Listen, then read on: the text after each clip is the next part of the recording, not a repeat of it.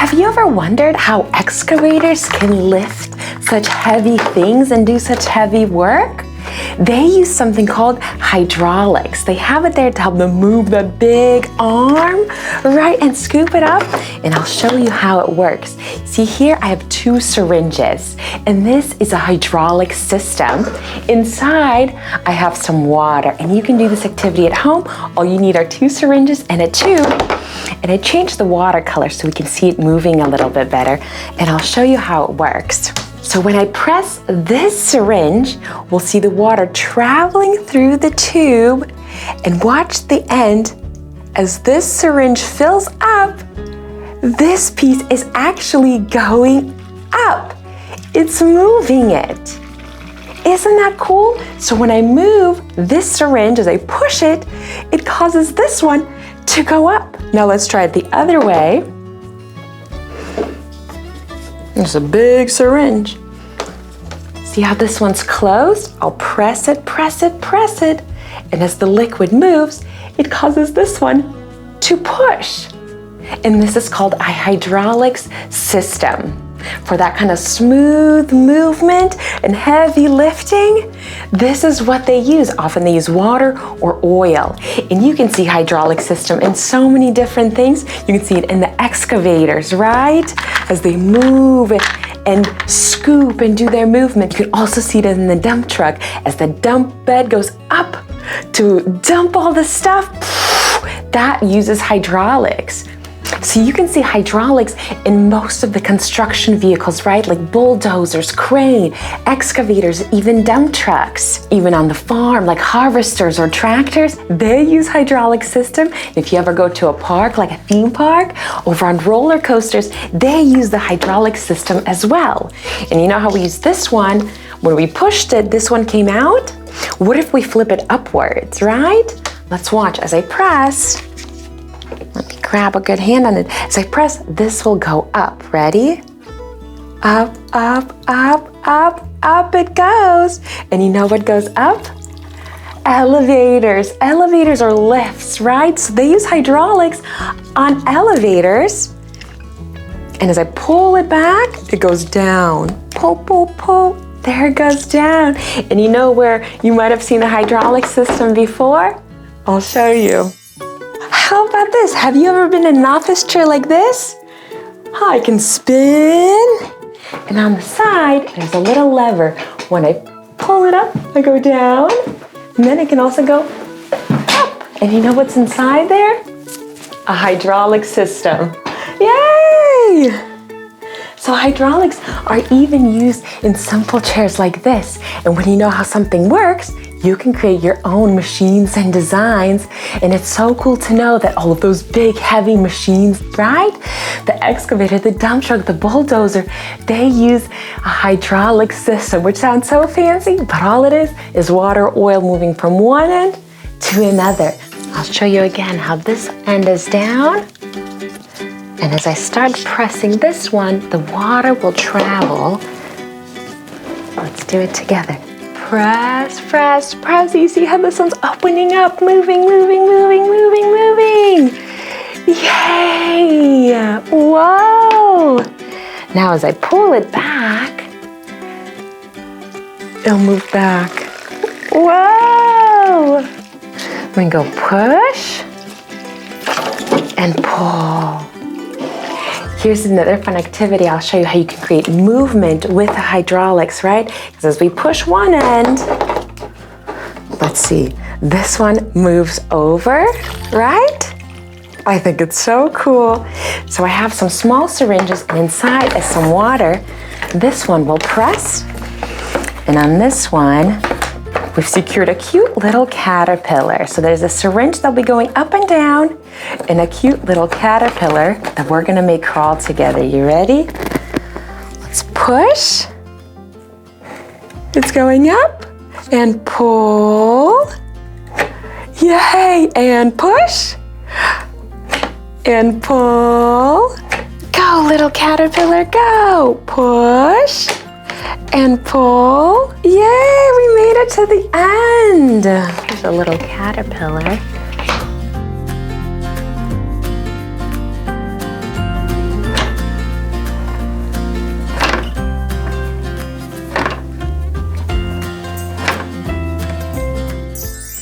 All right, let's take a look at our monster truck. Well, you know how we have 1, 2, 3, 4 wheels, right? This part is the wheel, and this rubber part with the tread, that's the tire. When cars are built, they'll usually take 2 wheels, right? And then to connect them, they'll use a rod or stick, but it's called an axle, and it keeps your wheels rotating together. If an axle is broken or bent, well then your wheels, instead of going straight, they would go, well, a little winky and wonky, and then that's not what you want in your truck. You don't want a winky wonky kind of an axle. So what they do is they use a nice straight axle to keep our tires moving together. And you know what? Why don't we build a little car together? Come on. So if an axle is broken, it's important that you take it to a mechanic. They'll fix it up with a nice new axle. And then boom, you have 2 sets of wheels that roll well together. Let's see, what else does a car need? We have wheels, axles. What about a steering wheel, right? Let's see, let's pretend this is our steering wheel. Well, let's connect. How about this? First, let's connect our wheels so they can go at the same time. Here we go. Let's attach a steering wheel. That looks great. We'll secure our tires and wheels. So now somebody could sit and drive. Cotton, this could be a great car for you. Oh wow, this is great. Look at that. So we've got steering wheel, axles, wheels. You know what we could do? We can place this here to make it like our body of the car, right? So this is where the doors and the seats would go.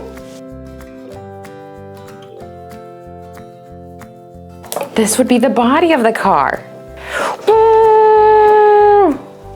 I'd love to sit in here. Here you go, Cotton. Drive, drive! Beep, beep! Yay! Thanks for building a car with me. Since we're building with our hands and using some tools, let's take a closer look at some tools together.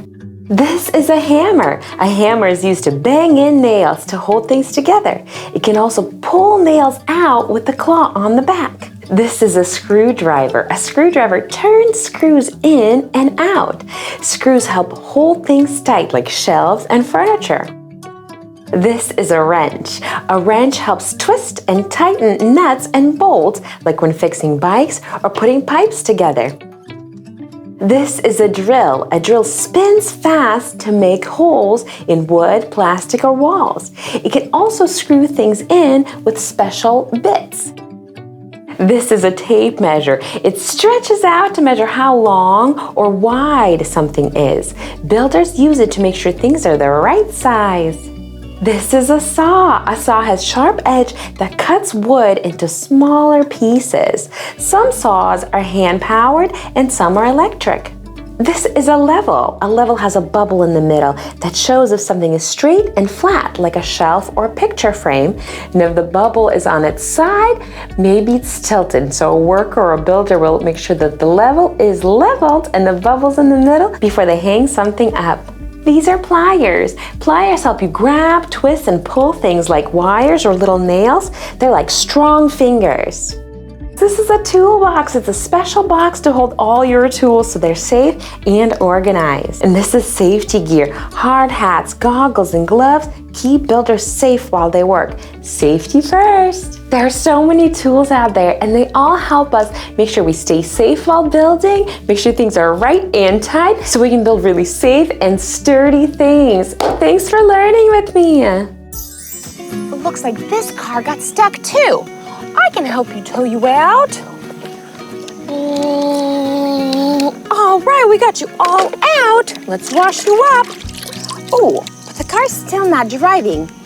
Maybe there's something wrong with the engine. The engine is what helps the car go. Let's take a closer look. Here's this car. Cars have few different parts to make it work. Let's take a look at some parts of a car.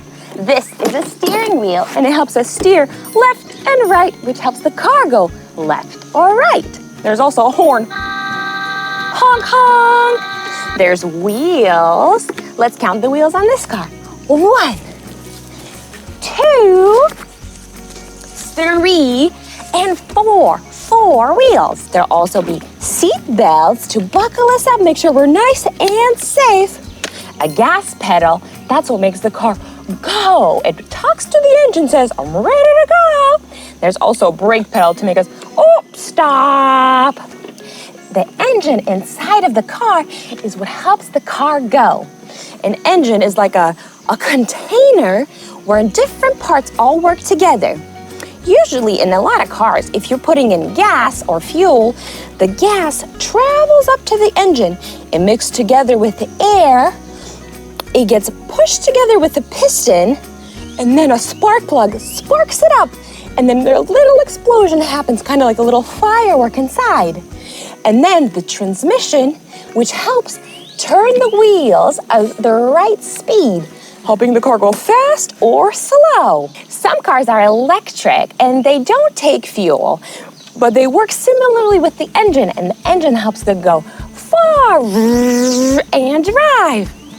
I have a little engine over here that we can help fix up to make sure this car can drive. Come on. I've got this little engine right here. And it's got a few different parts that help it all go. We'll put the cover on, let's see, and we'll use this drill with a screwdriver bit on top, and we'll put the screw in. Ready? In. All right, we need another screw. Let's put it in.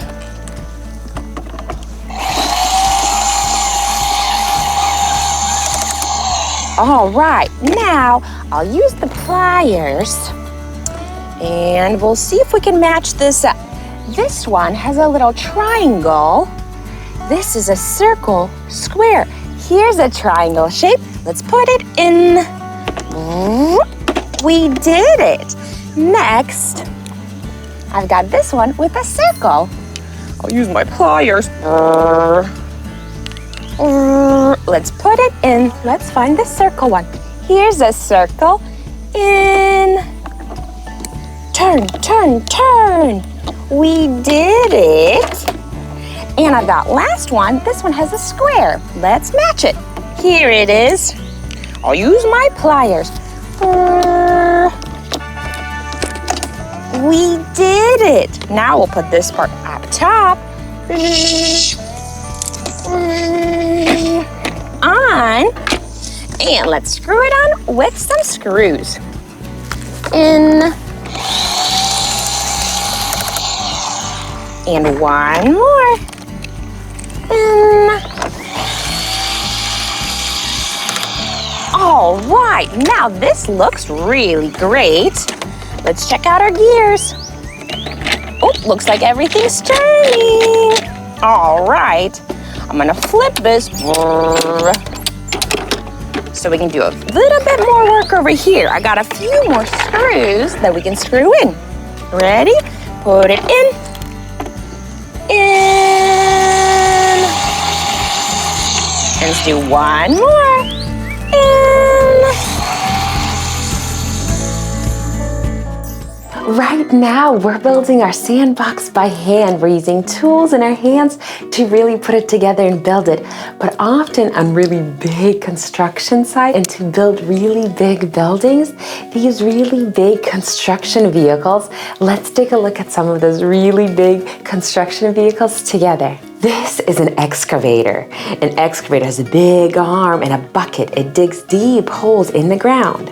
This is a bulldozer. A bulldozer has a strong, flat blade on the front. It pushes dirt, sand, and rocks out of the way to make the ground flat. This is a dump truck. This truck carries heavy loads like dirt, rocks, or sand in its back, and it tips the back up to dump everything out. This is a cement mixer truck. This truck spins and mixes cement, water, and gravel to make concrete. Then it pours it out to make sidewalks, driveways, and buildings. This is a crane. A crane is tall and has a long arm. It lifts heavy things like steel beams way up high to build tall buildings. This is a backhoe loader. It's like a tractor with a shovel in the front and a digging arm in the back. It can scoop, dig, and move things around. This is a skid steer loader. It's small and zippy machine with a bucket in the front. It lifts, scoops, and moves dirt in tight spaces. This is a road roller or a steam roller. This big machine has huge, heavy wheels that roll over the ground to make the road smooth and flat. This is a grader. A grader has a long blade underneath. It smooths out and levels dirt or gravel before roads are paved. This is a forklift. It has two metal forks in the front that lift heavy things like boxes and building materials and can move them up and down. Those construction vehicles are so cool, and they help the construction workers build amazing things like building and playgrounds and homes and roads. I think they're so amazing.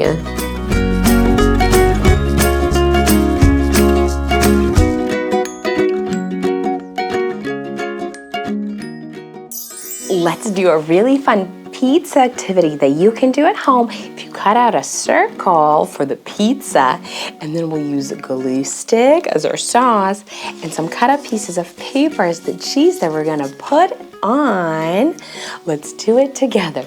We'll grab some sauce, put it on our pizza, and I'll use our glue stick to put the sauce all around, all around. This is gonna be yummy, yummy pizza. Then, now that the sauce is on, we'll spread the cheese. Ready? Spread, spread, spread the cheese all around. Spread, spread, spread the cheese. Wow, this looks like a really good pizza. All right. And now, well, we just have to cut this pizza in some pieces. Right now we have one whole pizza, one pizza. If we divide it in half, we'll have two pieces. Let's cut it together. When we cut it in half, we have two pieces. When we cut it in half, we have two pieces. And when we hold one of the pieces, we have one out of the two pieces. One out of the two pieces is the half. If we cut it again, let's see what we get. When we cut it again this way, now we got half of a half, or quarters. A half of a half is called a quarter. Now we have 1, 2, 3, 4. We have 4 pieces. And this is 1 out of the 4 pieces. 1 out of the 4 pieces is called a quarter. Quarter of a pizza. We divided the pizza first in half and then again into quarters. Thanks for helping me. Did you know that frogs are amphibians? That means they can live on land and in the water. When frogs are little babies, they start out as little tiny eggs, and then they hatch and grow a little tail. That's when they're called the tadpole. Later, they grow their legs and can hop out and jump around on land. Whoa, frogs are like transformers. Yeah, they really are. And they keep us safe and the pond safe by eating different insects and bugs and jumping around. Ribbit, ribbit, ribbit. Oh, I love hopping. Hop, hop, hop. Ribbit, ribbit, ribbit. Eggs that turn into a tadpole, that turn into a froglet, with a little tail and some little legs, and then into an adult frog. Ribbit, ribbit, that's me. And then the frog lays the eggs. And from the eggs, they turn into a tadpole. From a tadpole, And that all keeps going? It keeps going, yeah. So more eggs create more tadpoles, creating more froglets, creating more adult frogs. Oh, look, here's my little butterfly friend. Hi, butterfly. Hello. When a butterfly is all grown up, the butterfly lays an egg. It flies over to a leaf and lays a little egg. And you know what's inside that egg? A little caterpillar. A little caterpillar is inside the egg. And when the little caterpillar comes out of the egg, says, "Whoa, I've been in that egg and now I'm hungry." And the caterpillar starts to eat the leaf. It just starts to eat the leaf that it was on. Yum, yum, yum, yum, yum, yum, yum, yum, yum. First it was all snuggled up, little caterpillar, but it woke up and said, "Oh, I'm hungry. I'm gonna eat. Keeps eating and eating and eating until all the leaf is gone. It eats more and more and more leaves. And then after a while, the caterpillar starts getting cozy. It makes itself a little chrysalis. It's like a little sleeping bag. You can hang off a plant or a tree in the chrysalis. And while it's in the chrysalis, it's turning and changing into a butterfly. And that process is called metamorphosis. It's changing from the caterpillar to a butterfly. That way, once it's ready, because inside of this chrysalis, this little caterpillar is turning, changing. So the caterpillar's growing inside the chrysalis. And when it's ready, it'll start coming out of the chrysalis and turns into a beautiful butterfly. It stretches the wings and gets ready to fly. And then when the butterfly's ready, finds a little leaf and lays the eggs. And you know who's gonna come out of those eggs? Who? More caterpillars who'll become more beautiful butterflies. Wow, that's so cool. It really is. Fly, butterfly. If we're talking about butterflies, would this be a good one to teach Cotton? Yes. So, Cotton, but actually, so you know, little caterpillars start out as eggs. Oh, wow, so a butterfly lays a whole egg on a leaf? Then it yeah. Now what happens? And then it turns into a caterpillar. I'm gonna call it caterpillar. Hey, caterpillar, are you hungry? Then what happens? Then it makes a little chrysalis. Cocoon chrysalis. See? And then it gets all covered in chrysalis. It's like a little sleeping bag. Then, don't want time. Okay. Close your eyes, look on. I'm gonna close my eyes with my little ears. No looking. No looking. No peeky peekies. But you can peek. Mommy, you need because it turned into a butterfly. I'm not hunting. Don't peek yet. I'm still getting it ready. Because sometimes I just put this here, then I just wrap it around his head like that. With a little scar. So cute. This. My ear went up. You can let it now. Not let yet. I gotta put back on this. All right. And put almost paper. Can I look at? Yes. Wow! Where did that whole butterfly come from? From the chrysalis? Yes. You're a beautiful butterfly. I don't have wings, but I do have floppy ears. Wow, that was so much fun. There are so many different bugs out there, right? Some that fly, some that hop, some that kind of crawl all around. I really like bugs. Yeah, me too. And you know what? They're super important. How so? Well, different bugs can have different jobs that they do.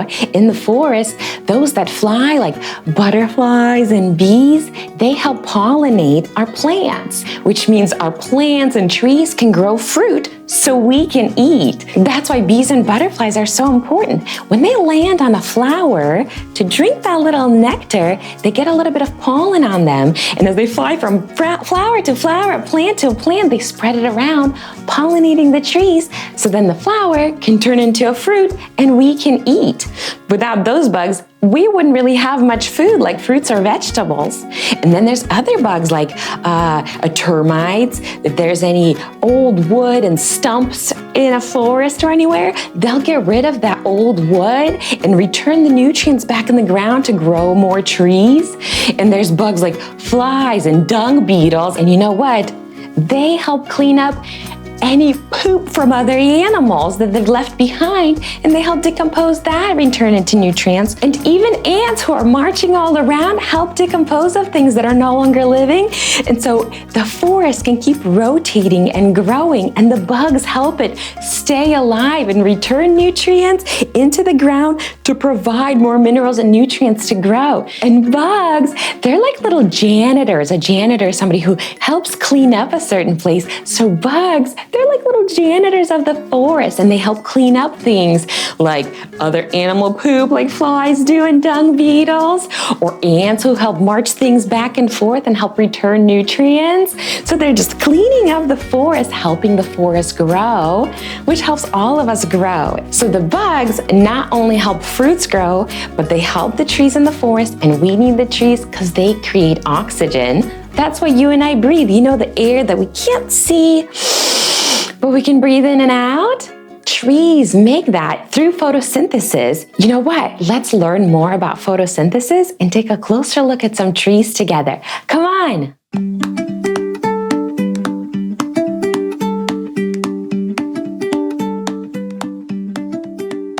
There are so many beautiful trees all around us, and they have many different parts. Let's take a look at a tree together. You see the big brown part holding that tree up? That's a trunk of a tree, and then the outside, that cover, is called bark. Now up top, those sticking out are branches, and smaller ones are called twigs. And then off of those are leaves that are growing, and that makes the canopy of a tree, or sometimes called the crown of a tree, because it's right up top. And at the very bottom, kind of looks like those branches, but at the bottom, those are roots. The roots help the tree stay sturdy in the ground, and they collect the nutrients and the food they need through those roots. And then inside of a tree is a little kind of liquidy, almost looks like honey or syrup, called sap. And that's kind of like a sticky mixture. It's a little liquidy because it can run and pour, but has sugars and nutrients that are so important for the tree. And so throughout the tree kind of moves the sap around, bringing all the important nutrients to branches and leaves so it can grow. Let's pretend to be a tree together, all right? Let's put our feet down like roots. Make sure you root yourself down so then no wind can shake you, right?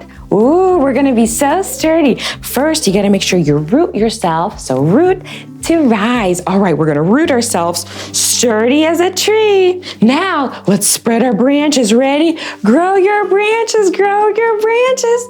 And then now let's grow our leaves and wave them around. Whoa! Now let's sway in the wind. Wow! We're trees together. Isn't that cool? Whoa, hi, other tree. How are you? And you know what? Trees don't use our language to communicate, but they can communicate with one another, and they use their root system for that. Through their root system is a fungi system. Fungi is another name for mushrooms. And mushrooms grow within that root system and communicate with one another. So as the mushrooms drink the sap from the tree, then the mushrooms return more nutrients to the tree that passes them up into the leaves, feeding itself, helping it grow. And so that's how they get all the nutrients from the bottom. But they also use the fungi system to talk to other trees and can share information and even nutrients. The biggest trees in the forest that reach the very top, and the closest to the sun are called hub trees. Because they're closer to the sun, they can absorb more vitamin D, or the sunshine that comes from the sun, and turn it into oxygen. It's called photosynthesis. That's the process of it. So as the sun hits the leaves kind of work together to turn that vitamin D from the sun into oxygen. It takes the carbon dioxide and the water and the sunshine, turns it into air for us to breathe. And because the hub trees are the biggest, tallest, and get the most sun, sometimes they make a little extra sap. They make a little extra sugary syrup for everyone. And so they share it all the way down to the roots through the fungi to other trees to help little baby trees grow. And they can use the fungi system to communicate to other trees far away, letting them know if there's any changes that are happening in the atmosphere or any dangers that they need to be aware of.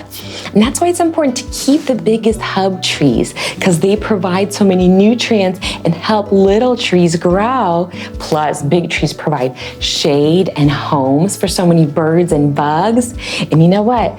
Sometimes you can see lots of ants on stumps and trees. I think they like to march up, get a little sweet sap, march on down and bring it to their friends to share. And you know what? If you've ever had waffles or pancakes and you dip them in the maple syrup actually comes from the sap from a maple tree. So they take a maple tree, make a hole, drain the sap, and then they kind of boil it and go through a little process and turn it into maple syrup for you to dip. But we're like little bugs and birds enjoying that sap when we're eating that maple syrup. So next time you're having maple syrup, you can say, "Thanks, maple tree, for your sweet sap. Yum, yum, yum, yum, yum, yum, yum, yum, yum." Plus, anytime we're in the forest, it's so nice to say, "Thank you, trees, for your beautiful shade," especially in the summer when it gets so hot. A tree can give you nice shade, keep you cool. Something else that's really cool about cows is that they have one stomach, but they have 4 different parts in it, like 4 different compartments. And the cow's tummy is like a big food factory and each of the different parts help the cow digest their food. The first big part is called the rumen. That's the first room that the food goes into. So as the cow chews up the grass, all of it goes into the rumen, and along with bacteria that helps it digest the food, turning it into the smaller pieces called cud. So the first rumen is like a large storage tank, and the cows eat grass and hay and store it in there, and they help break it down. And here's where the cow kind of chews it up. It burps it back up, chews it back up again, burps it back up, chews it back down again, and it can do that up to 60 times a day, breaking the food down into smaller and smaller pieces called cud. Then as the food gets chewed up, it goes into the second compartment, the second room, which is called reticulum. So the cow just keeps going, burping it up, chewing it back down, burping it up, chewing it back down, creating it into smaller and smaller pieces in those first 2 compartments. The third compartment is called a masum. It's like a water filter where it helps the cow squeeze all the water out of the food. Then after the third room, it goes into the 4th compartment called the abomasum, and that is like our stomach that we have, which helps the cow break down the food completely and fully so it can fully digest it and turn it into the energy for the cow. And so cows have one stomach, but 4 different parts or 4 different compartments that go through the cow, turning the food from big, large pieces of hay and grass into burping them out into chunks, calling cud, and as the breaking down, making them smaller and smaller and smaller. Cow's food first goes through rumen, then reticulum, then omasum, and then abomasum, helping them chew their food into small little pieces and digest it well, turning it into energy.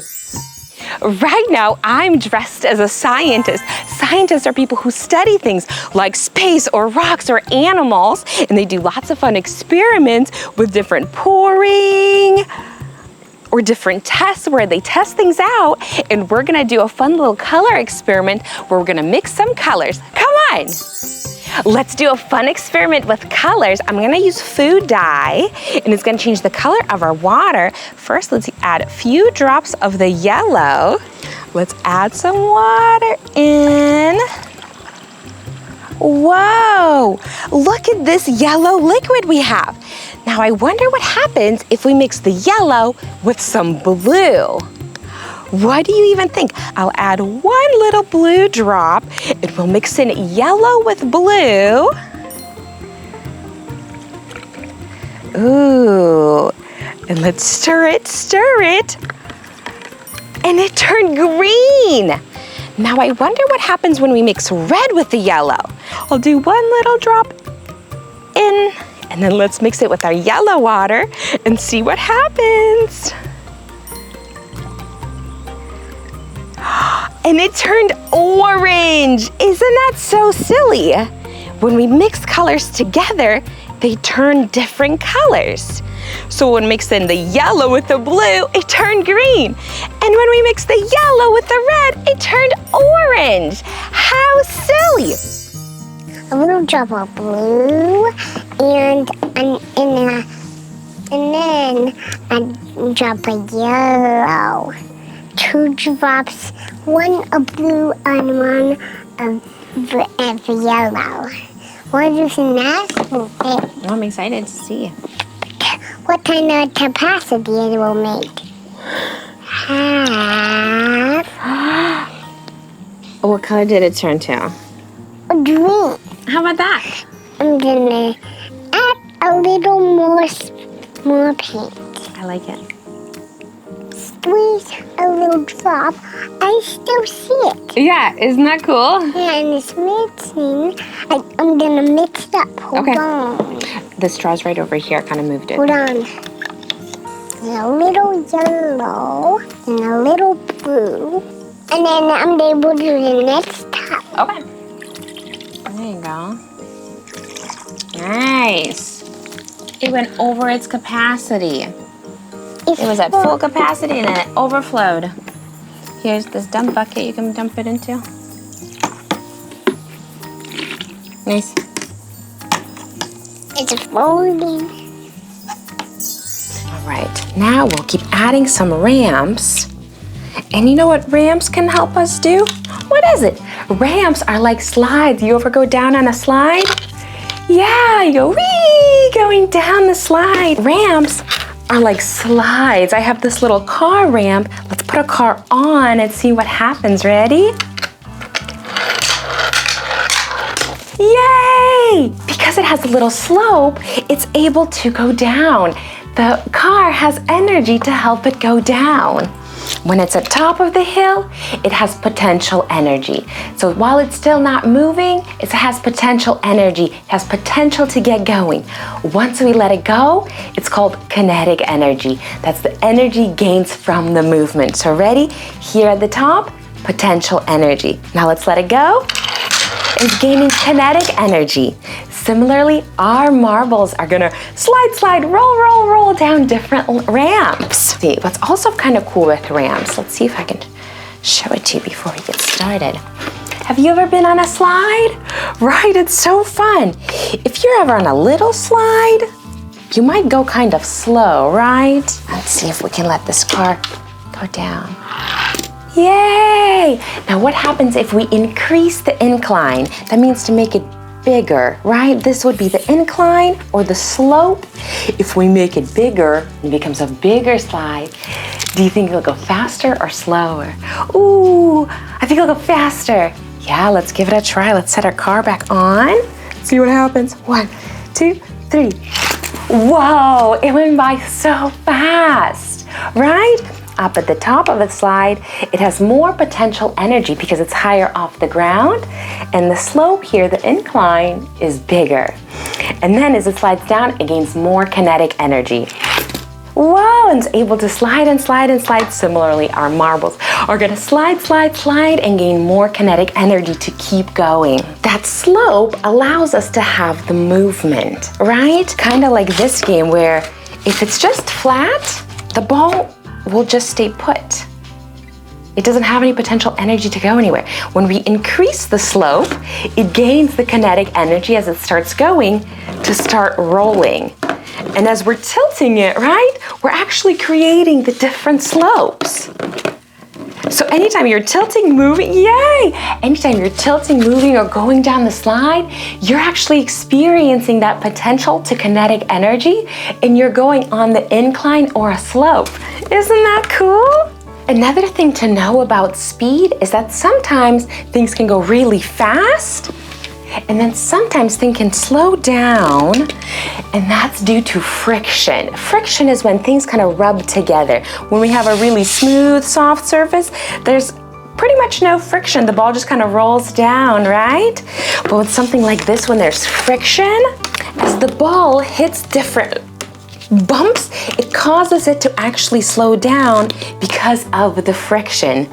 Oh, kind of like if I'm walking through mud and it's kind of tough to walk through it. That's right, that's very similar. You can think of it that way. Friction would be like if you're walking through the mud and it takes so much of your energy out as you're walking through it, versus something like if you're ice skating, right? And the ice is so smooth that you can just glide right through it super fast. That would be no friction.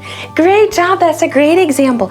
And that happens, friction, no friction, speed, kind of happens with everything. With our marble ball run, we're gonna have our ball sometimes going really fast and sometimes really slow due to the friction, depending if it's hitting something or not. So let's see what happened. Let's keep building it. Okay, what about the swirly whirly piece? Should we test it? Oh yeah, we're gonna need that for sure. So this point comes out. We're gonna need to put it here. Next, what about this spinny spoo? I like it. Here we have a gap. So let's close the gap. Here we go. Oh, this looks nice. Okay, let's test it.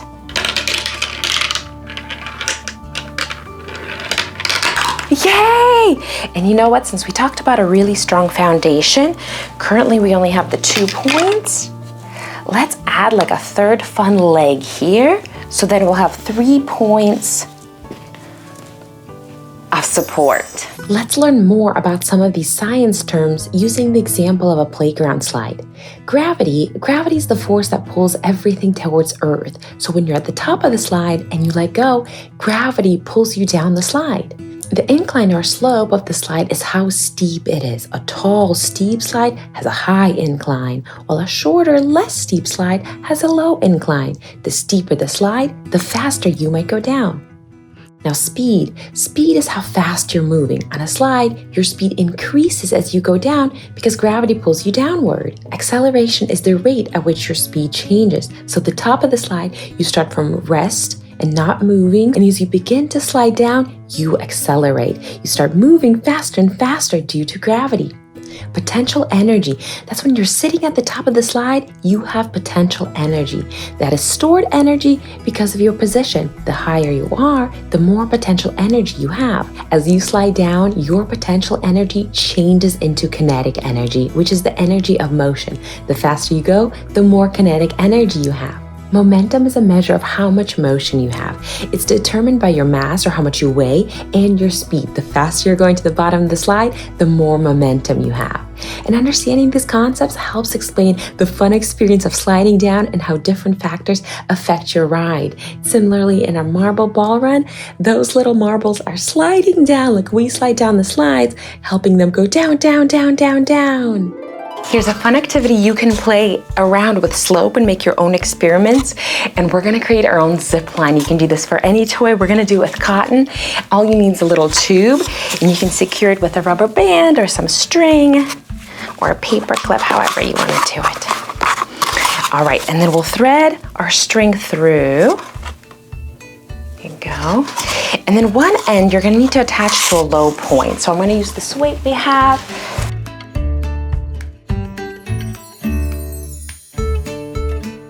And then the high point, here's the fun part. You can also do this if you attach like a little basket to your tube. You can have a little zip line for little toys you can load up, but we'll use cotton. Cotton, are you ready?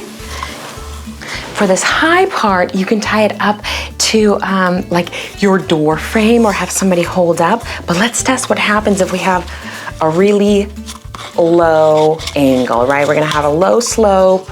Let's see how fast cotton goes. Let's let him go on 3. 1, 2, 3.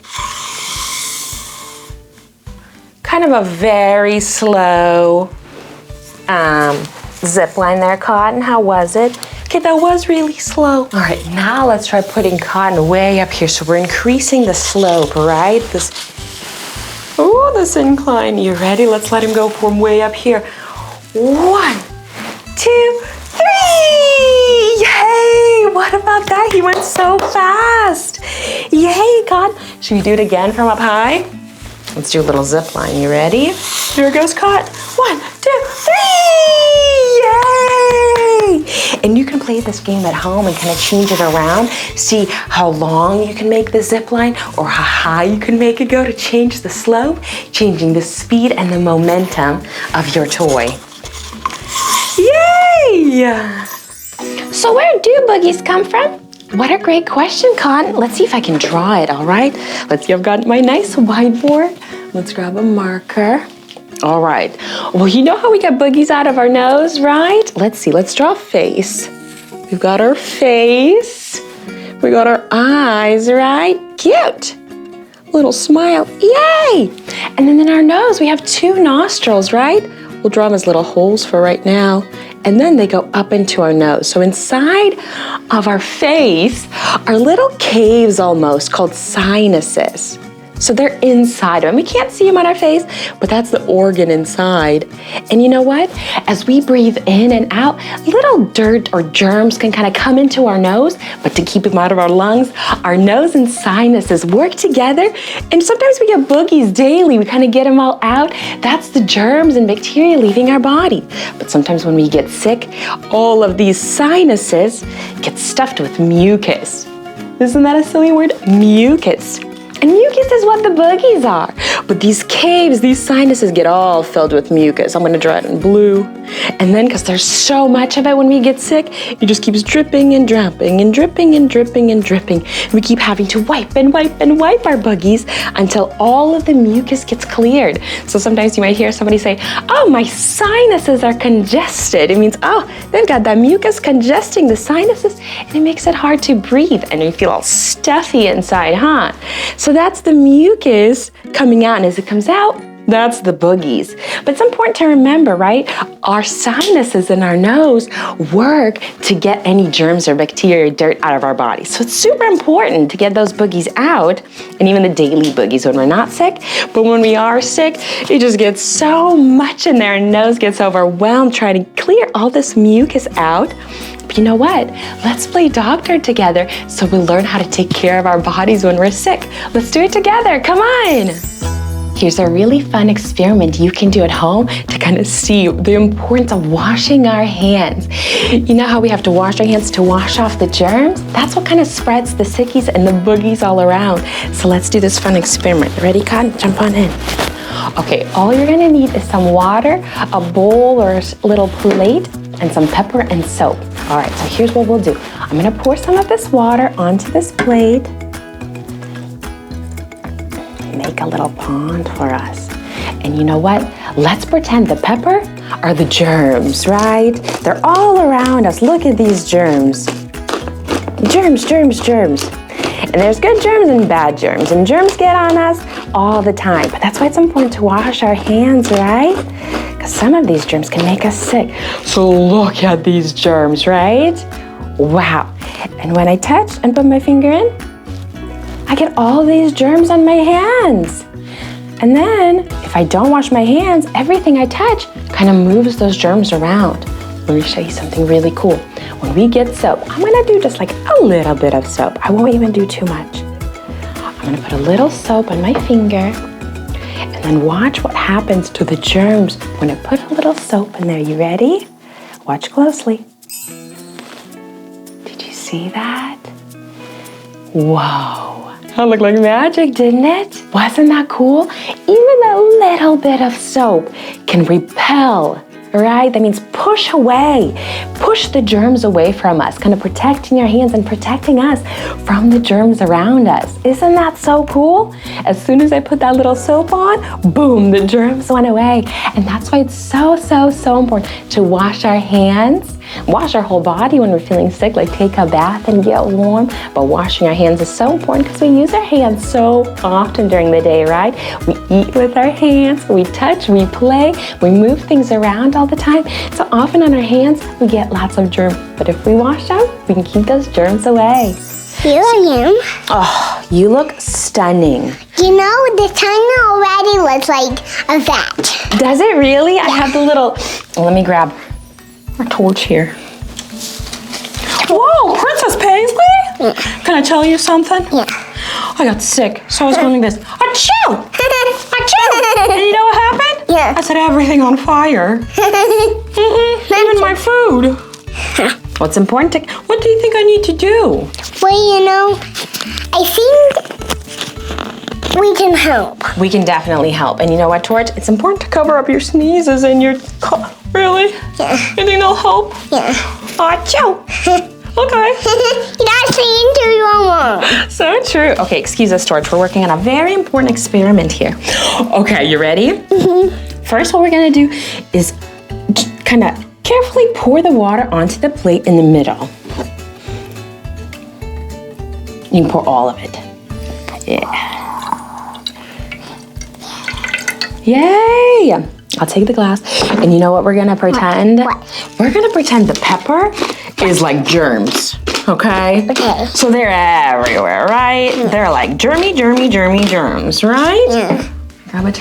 All right, so first, try putting your finger in, just by itself. Do you get a little pepper on you? A little bit. So we got a little bit of germs. I want to show you what happened. Let me add a little more germs for us for fun. Because what if it's extra mega germs, right? Okay.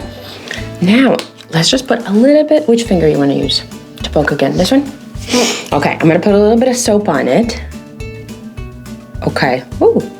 Ooh. Now touch it with the soap, see what happens. All the germs ran away. How about that?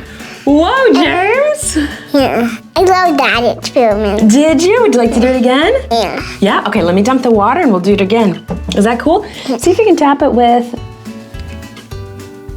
And there, okay, so it works once when you break it. So let me try it again, okay? I'll pour this in. You want to do it again? Yeah. Is that cool?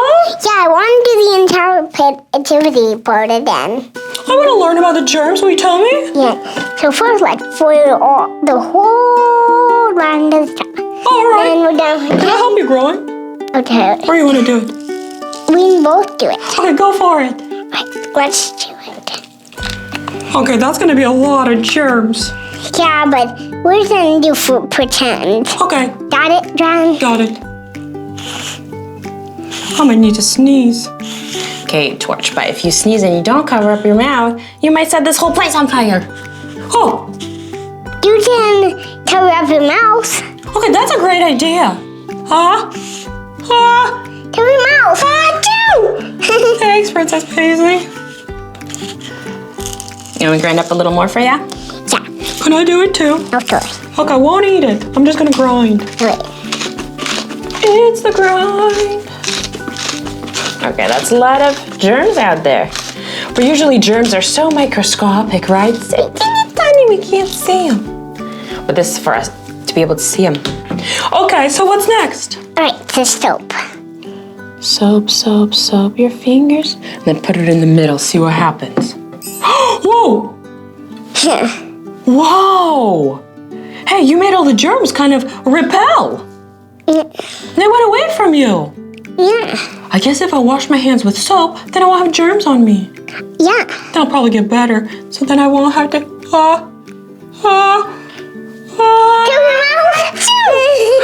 Thank you. Mama, did we do that to the again? Oh, of course. Let me set it up for you, okay? Twist, twist, twist your pepper. Make it snow with pepper. Who's ready to wash their hands? Me. Okay, give me that cute finger. Okay, Cotton, you ready? What's gonna happen? Whoa! Hey, that soap repelled it all. Yeah. How about that? Okay, so I guess it's really important for me to wash my hands. Yeah. So I don't get other germs?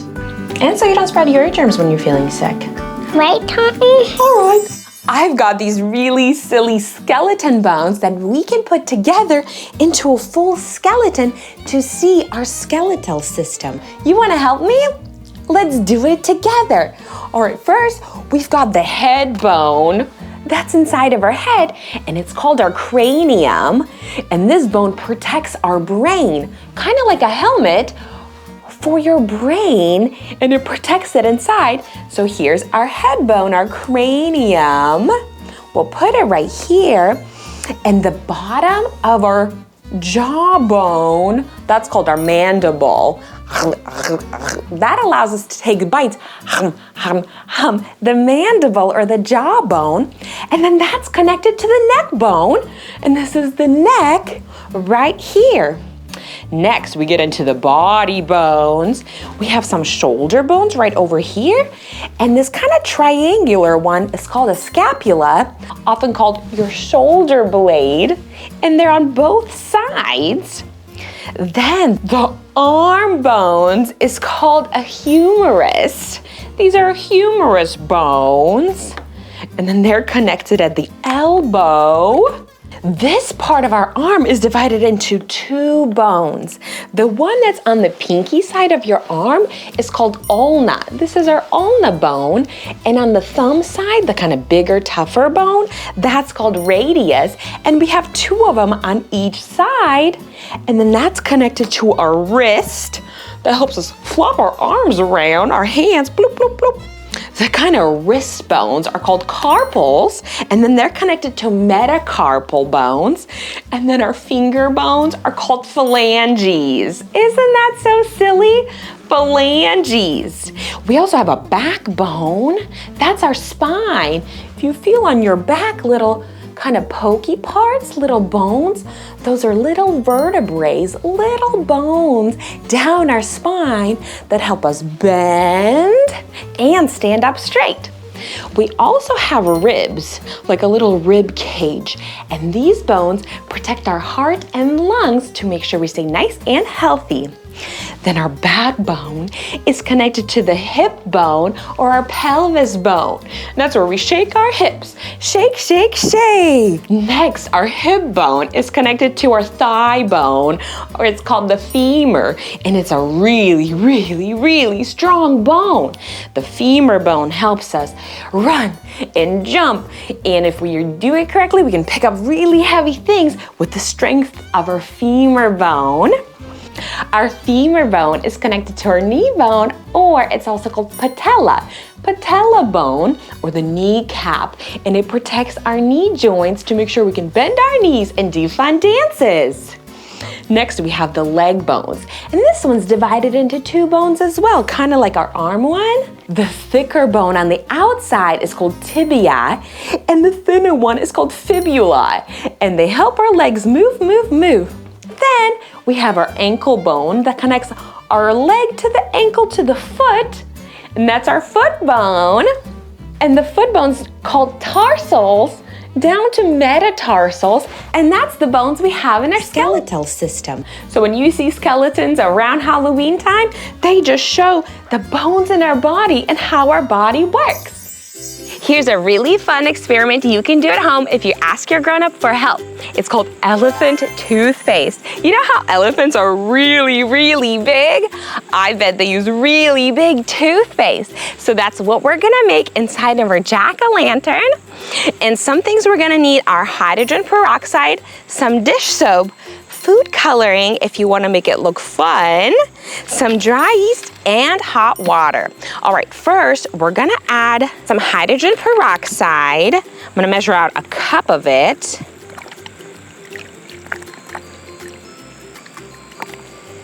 And pour that in. Next, I'm gonna add some dish soap and some food coloring to make it really fun. Then I'm gonna add a little packet of yeast, and I'm gonna dissolve it in some warm water.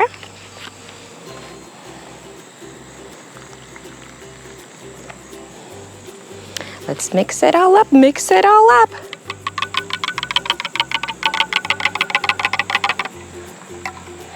All right, we'll make sure this is all kind of mixed around too. Now let's add it to our pumpkin. Ready? Let's pour it in. What? Look at that! It's just growing, growing, growing. Go, little toothpaste! Ooh! And inside, it made this really cool blue foam. How fun! Here we go, here we go. Look, peroxide. Yeah, right, peroxide. What's going on, peroxide? I'm gonna squeeze. Okay. And kind of tip it all the way over, and then squeeze, squeeze, squeeze all around. Oh, that's good. That's good work. Pick a color, any color. You can do blue, red, yellow. I'm gonna do blue. Okay. All right, I'm gonna mix it in, mix it in. Then do a little bit yellow. Okay. Get ready, because it's gonna get silly. Are you ready, Eden? Yeah. Okay, let me give this a stir. And then do Yeah! pop out. Yeah! Okay, are you ready? Yeah. Let's try it. Okay, I'm gonna pour it in. Pull it. It's coming. It's coming out! What? It might come out of its nose. Pumpkin, jack-o'-lantern, what's happening?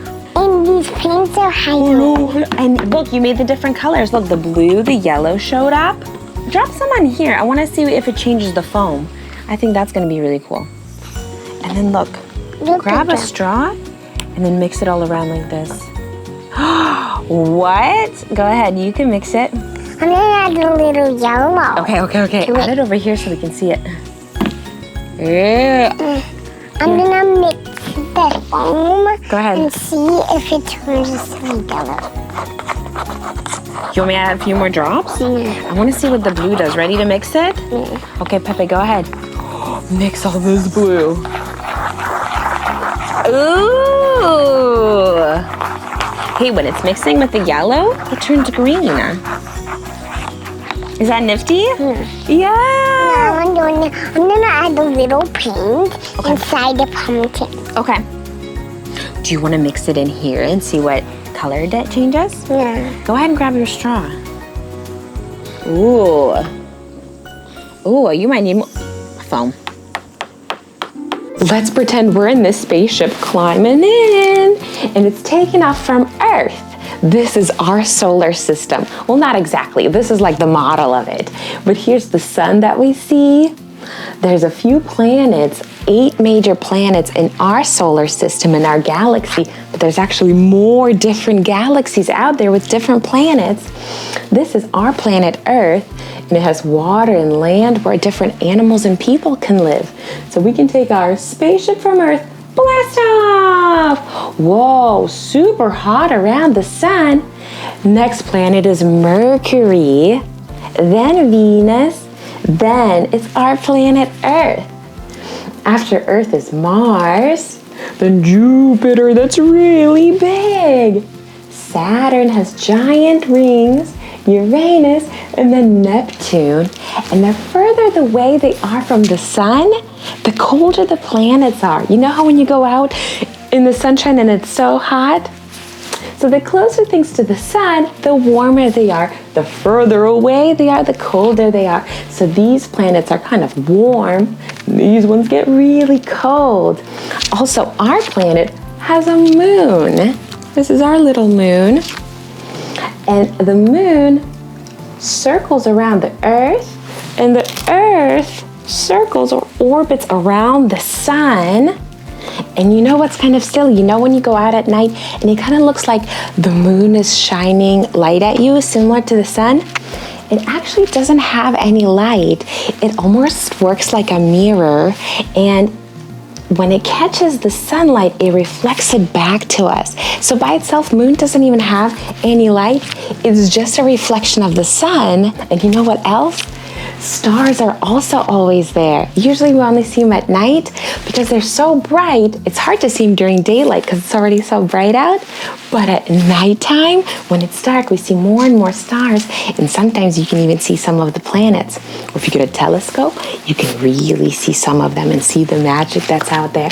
But it's so beautiful in space. I'd love to go to space because there's stars, planets, galaxies, and there's even asteroids or comets. You want to learn about those?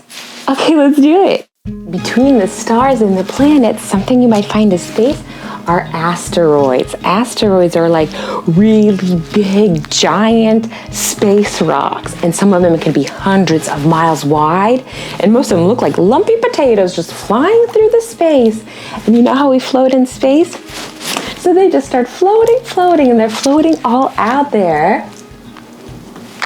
And those are asteroids. You might also see a comet. Comets are like chunks of dirty ice, and as they fly past the sun, they heat up and almost leave like a trail of light behind them because it's all just melting and being lit up. And so those are comets when it looks like they have a little tail behind them. Comets and asteroids. We also have stars, and sometimes we see what we call shooting stars or falling stars when we see them kind of trailing off. And you know what's kind of silly? So you know how we see the sun and stars? Our sun is actually a star, but because it's so close to us, it provides us with heat and lots of light. But it's actually a star just like these ones, but these ones are so much further away, they just look like small little twinkling lights. There's also something called meteoroids, and those are like chunks of rocks that fly into space, and when they start heading towards Earth and start burning up, that's when we call it a meteor, when it has the burning of it. And when it comes close to Earth and starts burning up, that's when we call it a meteor. And if it comes too close to Earth and doesn't burn up, that's what we call a meteorite. And actually, when we see those shooting stars that we talked about, those are meteors that we see falling that are burning up, and they look like shooting stars.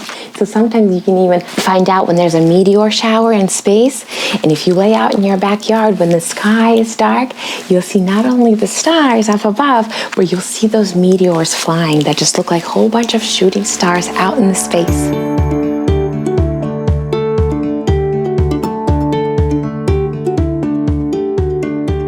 Let's get in our spaceship and learn more about the planets. If we go over to the Mercury planet, that's the closest one to the sun, it's boiling hot because it's so close. Next planet is Venus, and this one's also too hot. It's covered with thick clouds and volcanoes that are now extinct. Then we go over to Earth, and this one has the perfect temperature. It's got animals and plants that can live there. Mars, or the red planet, is often covered in swirling dust of storms. Next up is Jupiter, and this is a colder planet, and it's the largest planet in the solar system and has 67 moons. Saturn is the planet next door, and it's surrounded by rings of rock and ice.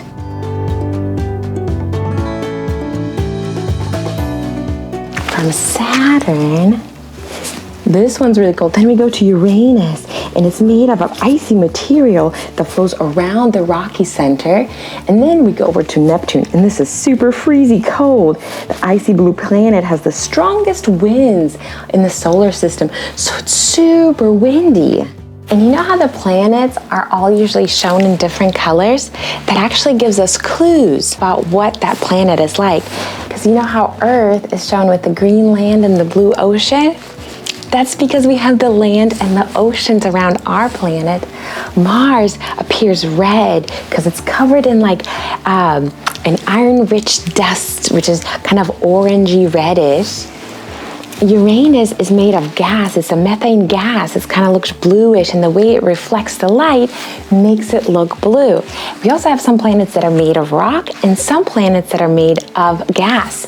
So the first 4 planets from the sun, Mercury, Venus, Earth, and Mars, are all actually made of rock and solid, and you can walk on them and step on them. Jupiter, Saturn, Uranus, and Neptune are all made of gases, and they have the ring particles of ice or gas going around them. And different ones have different moons. I think the astronauts so far have identified over 200 moons in our space. So even though we can only see one for our planet, there's tons of more out there for other planets, and even more in other galaxies. Space can just go on and on and on and on. Another part of astronaut training is learning how to adjust your body to the floating feeling in space. Here on Earth, we have gravity, which helps us stay on the ground, and when we drop something, it falls down, and that's all due to gravity. Out in space, there is no gravity, so there's nothing pulling you down, and so astronauts and planets just float in space. And to get used to that floaty feeling, astronauts will train in a pool so they get used to how their body moves. Let's do a fun float or sink experiment, and we'll see what floats and what doesn't. When something floats, it means it has a lot of buoyancy. It means the water's helping it float. Or it has really light density. When something has light density, it floats. Something with heavy density, really high density, will sink down. So let's see what floats and what sinks. Woo! Why did the Russian not also go to space?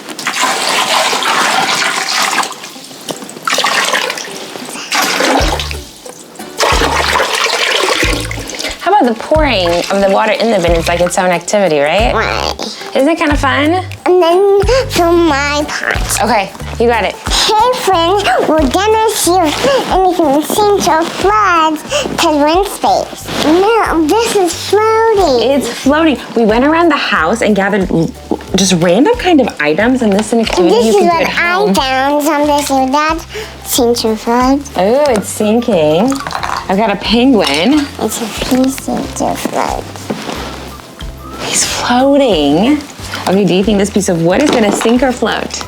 Sink, maybe sink, maybe float. Float. Float. Okay, what about this piggy toy? It's really The piggy toy floats. Okay, I got a silly one. Okay, wait a minute. A rock. It sinks. Let's try this tie. Go ahead. It floats. This tie float. Let's try You know why something sinks or floats? It's called density. When something is more dense than the water. And then I'll put the orange in. You ready? Yeah. Why? Oh my gosh, orange floats. I thought that was gonna sink. I wasn't sure, but it's floating. That's what this. Sunglasses sink. Okay. Ew, floats. Fork. Sinks. A bowl.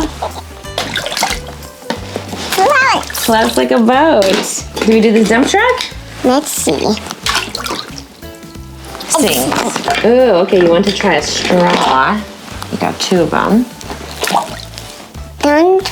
Down sings. Down float. This is a fun activity you can do at home. It's kind of better to do it outside because it might get a little bit of wetness all around. It might just get wet. It's hot.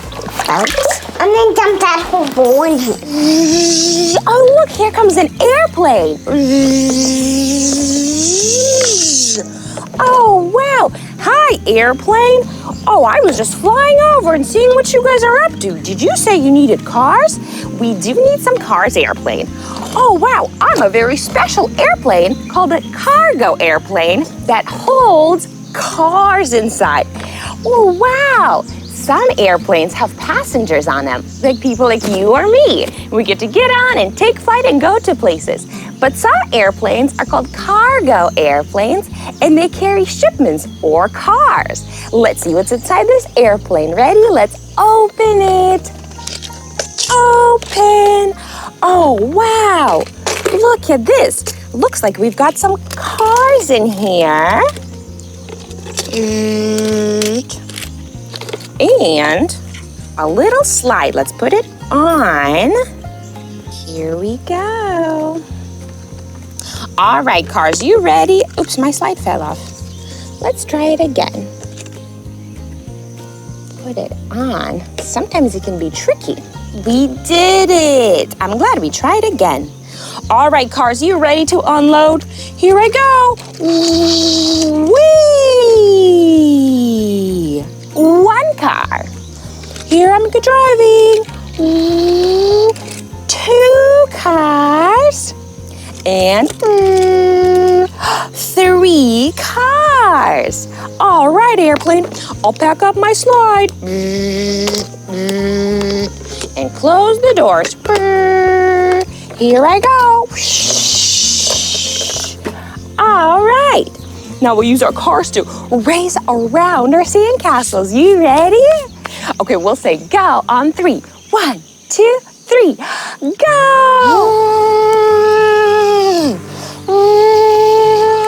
Drive, drive! Whoa! Drive, drive! Oh, I think our cars got stuck. They got stuck in the dirt. How can we get cars out? Beep, beep, honk, honk. Oh, wow, here comes a tow truck. Here I am, I'm ready to help. A tow truck can help you tow your car or truck out if it's stuck in dirt or gets broken down. Here comes the tow truck, I'm ready. And drive it out. Yay! Thanks, tow truck. Here is 1 car out of the sand. We'll put you right over here. I'm ready to get the other car. Drive, drive. Out of the sand. Let me get another car. Out. We got all of the cars out of our sand that were stuck. Thank you so much for helping me. Whoa! Airplanes are so cool, and they can fly up really fast. A person who flies an airplane is called a pilot. And this airplane's got a really cool ramp to load up the cargo. Let's load up our cars. Ready? Drive, drive. Here goes 1. 1 car in. Another car in. Oh, why'd you come out? Go back in. Plunk. Here comes another car. Driving in. And a yellow car. Driving in. Close it up. We're ready for flight.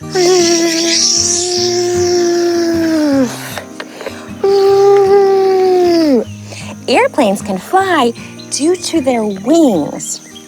When they fly, there's different air molecules on top and on the bottom. But because the way they're shaped, when they start driving fast, there's going to be less air molecules on the top than there is on the bottom. And so the bottom creates more pressure and the more molecules are pushing it up, up, up, up, up until it lifts it up. That's called a lift, when it can help the airplane go up. You can think of it, if you ever drive in the car and put your hand out the window, if your hand is flat this way, it just kind of goes smoothly through the air. But if you tilt it, you'll have more air pressure and more air molecules on the bottom than the top. Because on the top, they're kind of sliding down. And so the more air pressure builds up, when you flip your hand will start flying upward. And that's how airplanes fly also. You can experience the lift when you're driving in the car and you have the window roll down. And when you keep your hands straight, it kind of goes smooth right through the air. But when you tilt it a little bit, you'll feel it lift up. Let's try it.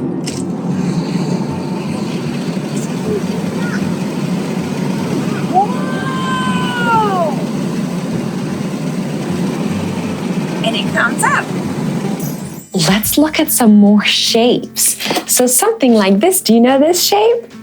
Right, it's a circle. When we measure a simple shape like a circle, we can measure 2 things. We can measure the height, or how tall it is, and the length, or how long it is. And that's about it. So it has 2 dimensions. Height and length, how tall it is and how long it is, 2 dimensions. We're talking about more complex shapes that have 3 dimensions. We're talking about something like this, a ball, right? Because not only we can see it how tall it is, how long it is, but also how wide it is. So how far back it goes. So this would be 3D shape. This is a two-dimensional shape of a circle, or a three-dimensional shape, which is a sphere. There's another kind of circle, three-dimensional shape, which would be a cylinder. A cylinder is anything that's like a can or a cup if it has the same circle on the top and the bottom. Like this too would be a cylinder because it has a circle here where we can measure the top, how tall it is and how long it is this way, right? But we can also measure the width. So a cylinder is when it's got a circle at the top, same size circle at the bottom, and then the surface that goes around. Let's take a peek. Here I've got a rectangular piece of paper, right? But if I rolled it, peekaboo, this would be a cylinder, right? Because it's got this circle, and this long kind of tube shape. So anything tubey, cylinder. If it's a ball of any kind, that's a sphere. And then the simple shape is called a circle. Similarly, this is a rectangle, right? So we can measure the height and the length, right? So 2 dimensions we can measure. Similarly to this, right? How tall and how long. But in this one, we can also measure the width. So this would be a 2-dimensional rectangle. 3-dimensional would be called a rectangular prism. So anything that's a brick size or Legos or anything like that would be a rectangular prism or a rectangle. Let's take a peek at some more. So here we have a simple triangle and we can measure how tall it is and how long it is. But if we got a few triangles together, that would be a pyramid. So the simple shape is triangle, but all together for the 3D shape would be a pyramid. And if you have all these triangles together and a square at the bottom, that would be a square bottom pyramid. Isn't that silly? Now, if we have a triangle this way, and it would be a circular bottom, mine has a little square, it would be a cone shape. So the cone is the 3D shape of a triangle when it has a circle on the bottom. And this you might have seen before. So by itself, the simple shape is a square, but the 3D shape of it would be a cube. Here's a fun pie activity you can play at home if you ask your grown-up for help. We got some green pom-poms and red pom-poms, and we're gonna pretend there are apples for the pie. I got some little pie forms and some felt as the crust to put on top of the pie. Let's see. For this recipe, we need, let's say, 3 red apples and 2 green apples. Let's put them in and see how many apples total we have. So first we need 3 red ones. 1, 2, 3, and 2 green ones. 1, 2, oh, it's tricky. 2. Now let's count all of them and see how many apples total we have. 1, 2, 3, 4, 5. That's 5 apples total. Let's put the pie crust on. Bake, bake, bake. Ding, it's ready. This one's for you. Enjoy. Let's make another pie together. For this one, let's do 4 red apples and 2 green ones. All right, first let's get the 4 red apples. 1, 2, 3, and 4. Oh, I got 2. That's so silly. That's tricky. Let me try another pom-pom. 4, and then we need 2 green ones. 1, 2.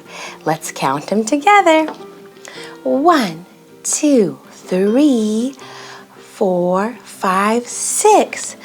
4 apples plus 2 apples is 6 apples total. Great job. Now we'll put a pie crust on. Bake, bake, bake. Ding, it's ready. Here's another pie for you to enjoy. Let me take the recipe here.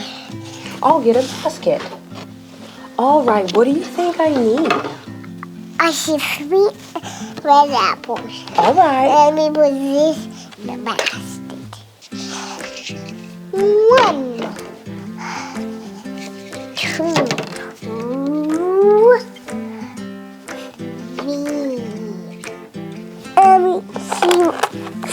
2 green. 2 green apples. I see green apples up front. Should I get them or you want to help me? You can do them, buddy. Okay, will you help me count? Now,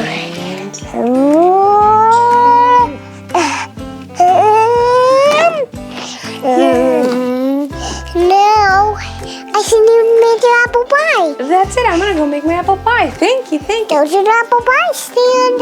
Here's another fun activity you can play at home to practice some counting. I made some pies with numbers on them, and you can print these out at home. Then we can put it in a little bowl.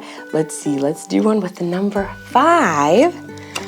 Let's bake a pie with 5 apples.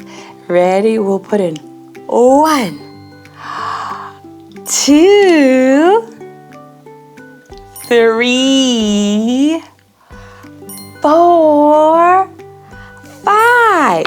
Here's a yummy pie with 5 apples. Yum, yum, yum, yum, yum, yum, yum. Let's make another one. Let's make another pie together. And how about we do this one with number 8. Let's count 8 pom-poms as our apple. Ready? 1, 2, 3, 4, 5, 6, 7, and if we add 1 more, that'll be 8. Ooh, it's tricky. 8. We did it. Here's a pie for you. Enjoy. Yum, yum, yum, yum, yum. Pick a pie, any pie, any pie. Which pie would you like? This one. This one is with the number 6. So we need 6 apples, and you can choose red or green, but it needs to be a total of 6. Green. Ooh, okay. 1, 2, 3, 4, 5, 6. You did it. Do you want to make another pie? Yeah. All right, I'll put this one to the side. Pick a pie, any pie. There's also this pie. Oh. And this one. 1, okay. Ready? You can put it inside. And then how many apples do you need for that pie? 1. All right. 1 red. Bake it up. Put down this one. Pop? Hey, Paisley, what are you up to?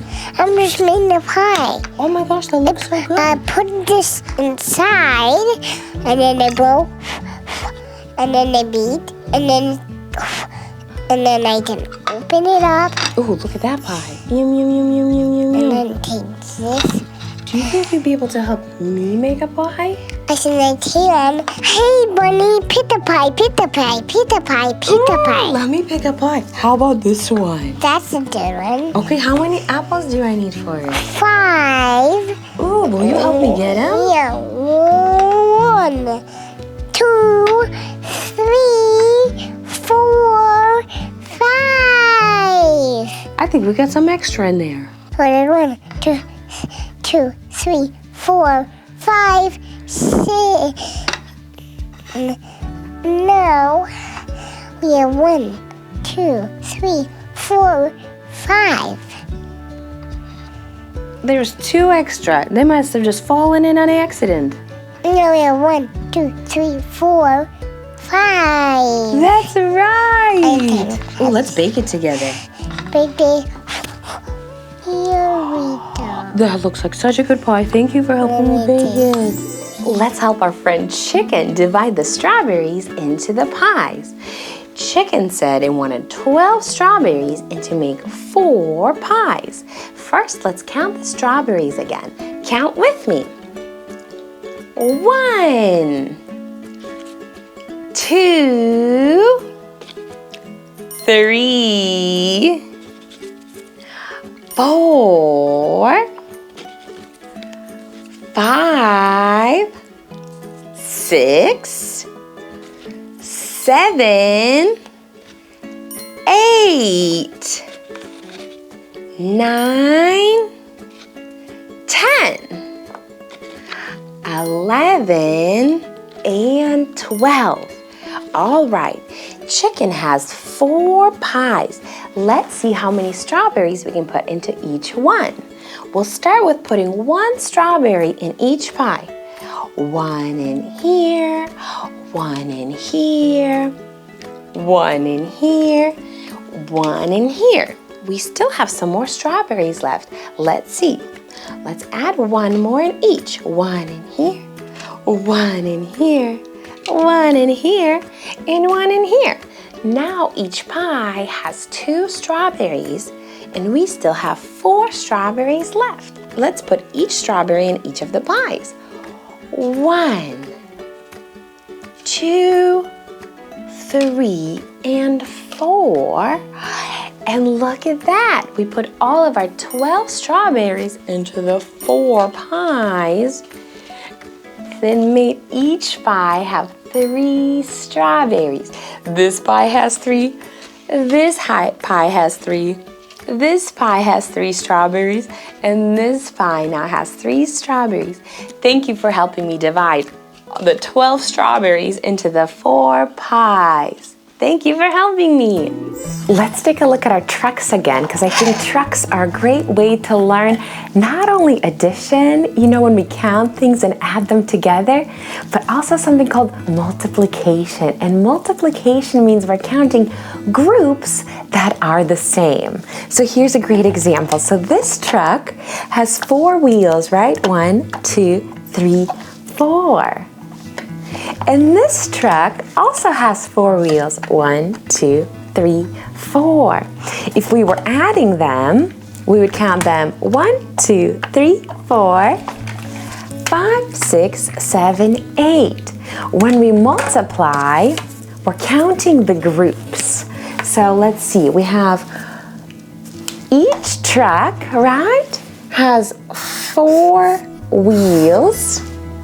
And when we multiply it by the amount of groups. So we have 2 groups of wheels. And 4 times 2 would be 8. Because when we multiply, we're saying, what would it be if we took 2 groups of 4? This means 1, 2, 3, 4 wheels, but 2 times. Which would be 1, 2, 3, 4, 5, 6, 7, 8. Yay! So when we're using addition, we would be adding 4 wheels plus 4 more wheels, which gives us 8 wheels. But when we're multiplying it, we count the groups. So we have 4 wheels, and we have 2 groups of them, or 2 trucks, which would also equals 8. There's also a really fun way to kind of check your work. So let's say we have 1, 2, 3, 4 wheels, and we have 2 trucks. If you count these dots where they cross, you would get the same number 8. 1, 2, 3, 4, 5, 6, 7, 8. 8 wheels. Let's count our little cars again. We have 1, 2, 3, 4, 5, 6, 7, 8, 9, 10, 11, 12, 13, 14, 15 little cars. Now let's pretend each one is parked in a little garage.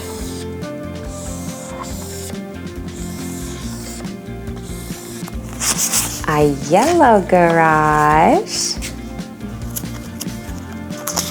a green garage for our cars, a blue garage for the cars, a brown garage, and a little pink garage for our cars, right?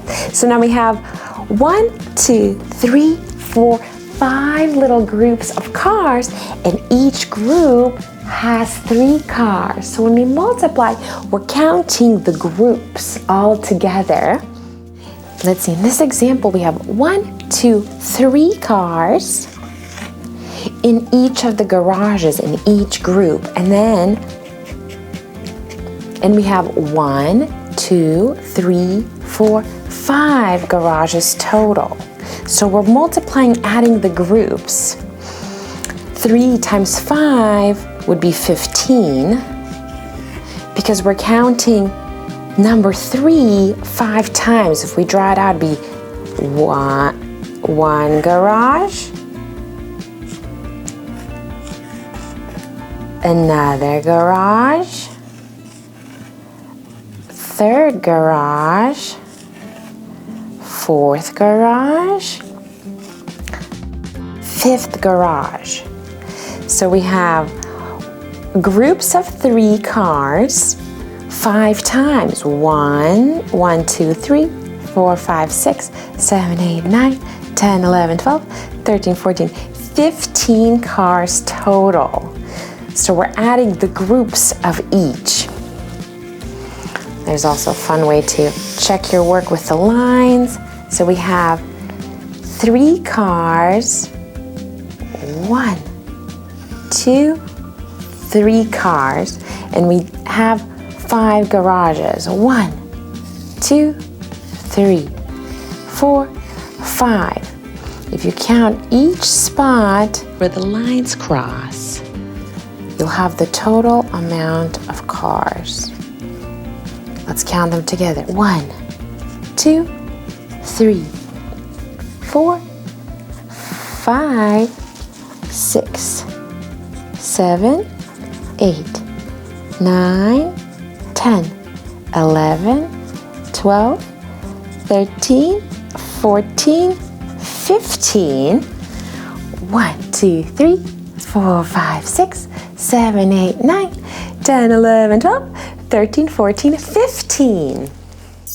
When I was little, I was taught this trick to kind of do the multiplication. When you're multiplying something by 9, you can always get an answer on your hands. You know how we can count on our hands? You can do a simple trick for multiplying by 9. So if somebody says, what is 3 times 9? If you put away your 1, 2, third finger, so you count 1, 2, first number would be 2, and then you count the rest. 1, 2, 3, 4, 5, 6, 7, so it'd be 27. And if somebody says, okay, well, what's 4 times 9? You'd put away your fourth finger, and it would be 1, 2, 3 is the first number, and then 1, 2, 3, 4, 5, 6. So 36 is 4 times 9. Now, if you put away if somebody says, what's 5 times 9? You put away your fifth finger, and you count the numbers before the put away finger. 1, 2, 3, 4 is the first number. And then count the rest. 1, 2, 3, 4, 5. So it'd be 45 is 5 times 9. And you can keep going the same way with different numbers. And you can try it at home if you're into multiplication, but it only works on 9. Here's a fun activity you can do at home and build your own train tracks. And all you need is some tape and some craft sticks. And you can play this in the playroom or in the kitchen maybe if your parents are cooking. But you can stretch the tape upside down, leaving the sticky side up. Let's see, we'll do 2. 1, 2.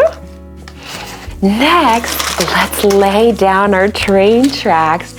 1, 2, 3, 4, 5, 6, 7, 7, 8, 9, 10, 11, 12, 13, 14, 15. Yay, that looks full.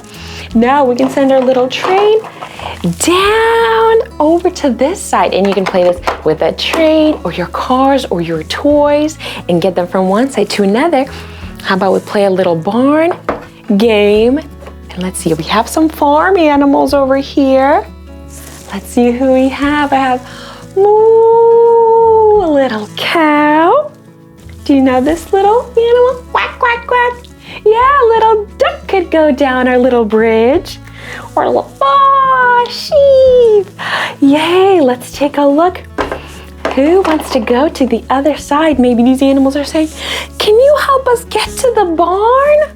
Oh, of course. Little Cotton had a train, E-I-E-I-O. And on that train he had a cow, E-I-E-I-O. With a moo-moo here and a moo-moo there. Here moo, there moo, everywhere moo-moo. Little Cotton had a train, E-I-E-I-O. Yay! Let's get another animal. Little Cotton had a train, E-I-E-I-O. And on his train he had a pig, E-I-E-I-O. With an oink oink here and an oink oink there. Here an oink, there an oink, everywhere an oink oink. Little Cotton had a train, E-I-E-I-O. Yay! Chugga chugga chugga chugga choo choo. Let's help more animals. Little Cotton had a train, E-I-E-I-O. And on his train he had a sheep, E-I-E-I-O. With a ba-ba here and a ba-ba there. Here ba, there ba, everywhere ba-ba. Little Cotton had a train, E-I-E-I-O. Chugga chugga choo choo. Let's see another animal. Little Cotton had a train, E-I-E-I-O. And on his train he had a rooster, E-I-E-I-O. With a rooster here and a rooster there. Here rooster, there rooster, everywhere rooster, rooster. Cock-a-doodle-doo. Little Cotton had a train, E-I-E-I-O. Oh, wow. Woo! I'll lay all of our animals down. Oink, oink, oink, oink, oink. Drive, drive, chugga, chugga, choo, choo. Let's see what animals we got. Little Cotton had a train, E-I-E-I-O. And on his train he had a cat, E-I-E-I-O. With a meow, meow here and a meow, meow there. Here, meow, there, meow, everywhere, meow, meow. Little Cotton had a train, E-I-E-I-O. Yay! Gosh, we have so many more animals. Let's do one more animal to help them get across. Here's one. Little Cotton had a train, E-I-E-I-O. And on his train he had a horse, E-I-E-I-O. With a neigh-neigh here and a neigh-neigh there. Here neigh, there neigh, everywhere neigh-neigh. Little Cotton had a train, E-I-E-I-O. Yay! Chugga, chugga, chugga, chugga, choo-choo. I'd like a ride. Come on, duck. Little Cotton had a train, E-I-E-I-O. And on his train he had a duck, E-I-E-I-O. With a quack, quack here and a quack, quack there. Here quack, there quack, everywhere quack, quack. Little Cotton had a train, E-I-E-I-O. Yay! Thanks for playing with me. Look at all the animals that we got to the barn. Yay!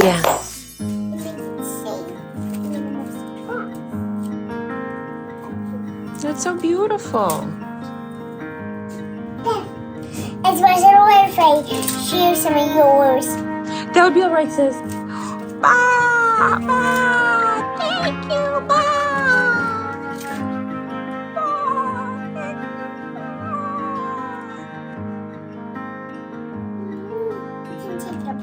Sure. You want to build it again? Let's do it.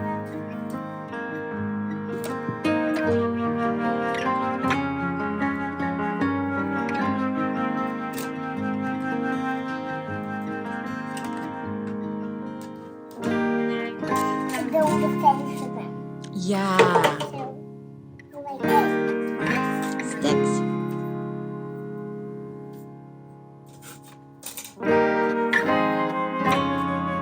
Sticks, sticks, sticks.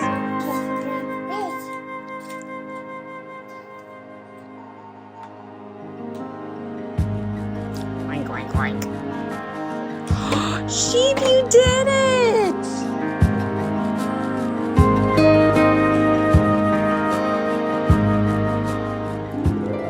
And you know how we like to learn counting, like 1, 2, 3, and 4? That becomes super important in music and drumming as you count out the rhythm of the notes. So a whole note would be drumming once, but counting to 4. So 1, 2, 3, 4, 1, 2, 3, 4, 1, 2, 3, 4, 1, 2, 3, 4.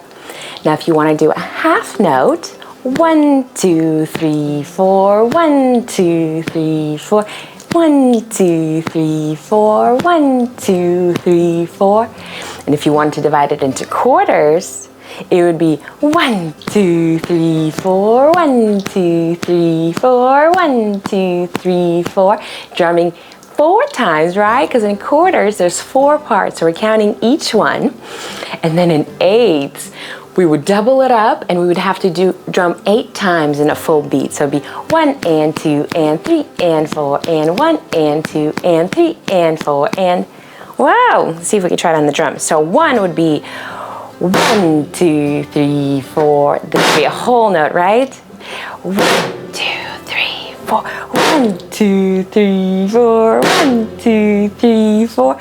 Half would be doing it twice in the 4 count. So 1, 2, 3, 4. 1, 2, 3, 4. 1, 2, 3, 4. 1, 2, 3, 4. And then a quarter would be 1, 2, 3, 4. 1, 2, 3, 4. 1, 2, 3, 4.